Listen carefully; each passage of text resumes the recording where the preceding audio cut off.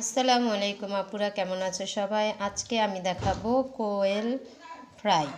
এইখানে হচ্ছে আমি রসুন, আদা রসুন বাটা, পেঁয়াজ বাটা, আর হচ্ছে হলুদ মরিচ, ধনিয়া গুঁড়া, জিরার গুঁড়া, আর হচ্ছে গরম মশলা, আর এখানে কিছুটা লবণ দিয়ে মিক্সড করে নেব তেল দিয়ে।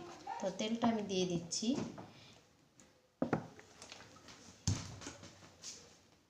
এখন সবগুলো একসাথে আমি মিক্সড করে নিলাম। আমি এটা ভালোভাবে মিক্সড করে নিয়েছি। এখন এটার মধ্যে আমি কোয়েল পাখিটা আমি এই যে এইভাবে পরিষ্কার করে নিয়েছি, ধুয়ে নিয়েছি। ঠিক আছে,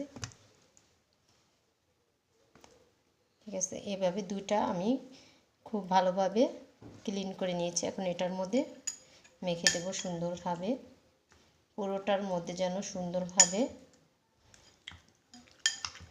মেখে নেব। আমি এটাকে 30 মিনিট রেখে দেব। এইভাবে মেখে 30 মিনিট রেখে দেব।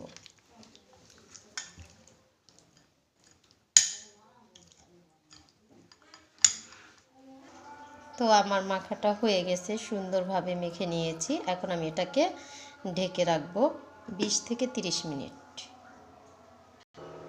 তো আপুর আমি এখানে কিছু তেল দিয়ে নিয়েছি, সয়াবিন তেল। চাইলে তোমরা সরিষার তেল দিতে পারো। এখন এটা তেলটা গরম হয়ে আসছে। আমি এখন এটার মধ্যে এটা ছেড়ে দিলাম।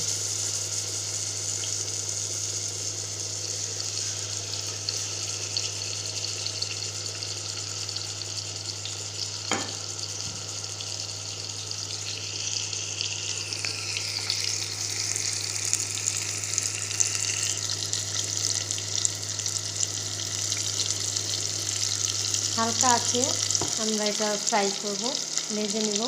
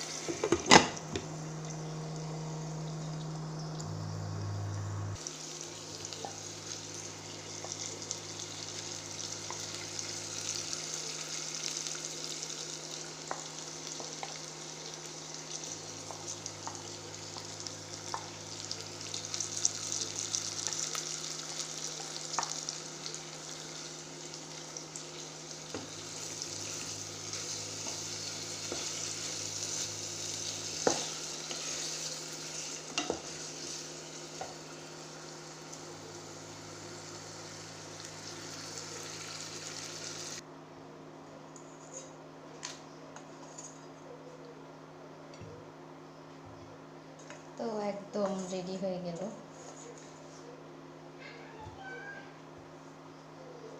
এভাবে করে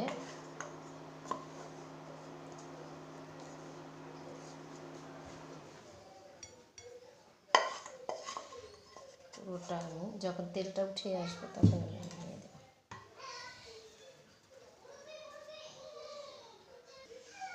তো একদম রেডি হয়ে গেছে।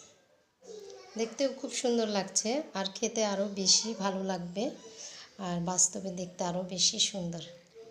তো আপুরা সবাই ভালো থাকবে, সুস্থ থাকবে। আজকের মতো এই পর্যন্ত। আল্লাহ হাফেজ।